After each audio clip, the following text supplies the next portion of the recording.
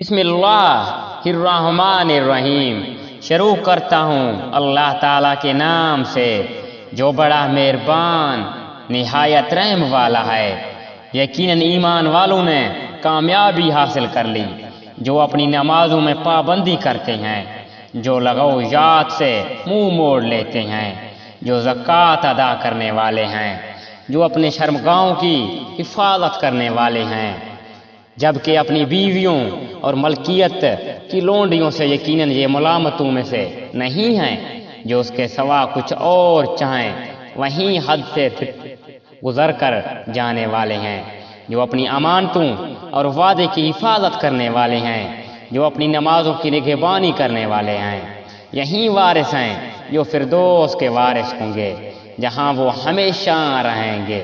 یقیناً ہم نے انسان کو مٹی کے جوہر سے پیدا کیا، پھر اسے نطفہ بنا کر محفوظ جگہ میں قرار دے دیا، پھر نطفہ کو ہم نے جمع ہوا خون بنا دیا، اور پھر اس خون کے لوتھڑے کو گوشت کا ٹکڑا کر دیا، پھر گوشت کے ٹکڑے کو ہڈیاں بنا دی، پھر ہڈیاں کو ہم نے گوشت پہنا دیا، پھر دوسری بناوٹ میں اس کو پیدا کر دیا۔ برکتوں والا ہے وہ اللہ جو سب سے بہترین پیدا کرنے والا ہے۔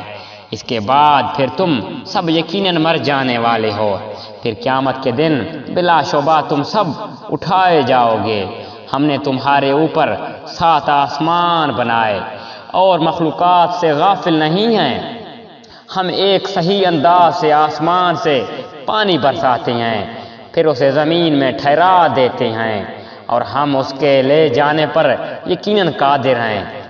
اسی کے لیے پانی کے ذریعے سے ہم تمہارے لیے کھجوریں اور انگوروں کے باغات پیدا کر دیتے ہیں کہ تمہارے لیے ان میں بہت سے میوے ہوتے ہیں، اور انہی میں سے تم کھاتے بھی ہو۔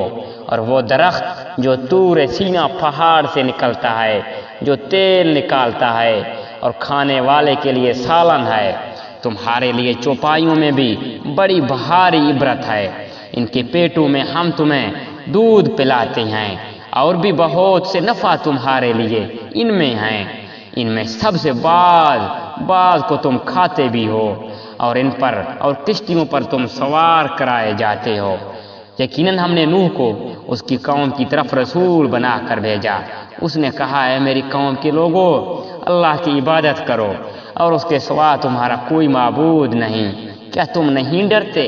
اس کی قوم کے کافر سرداروں نے صاف کہہ دیا کہ یہ تو تم جیسا ہی انسان ہے، یہ تم پر فضیلت اور بڑائی حاصل کرنا چاہتا ہے۔ اگر اللہ ہی کو منظور ہوتا تو کسی فرشتے کو اتارتا، ہم نے تو اسے اپنے اگلے باپ داداؤں کے زمانے میں ہی سنا ہی نہیں۔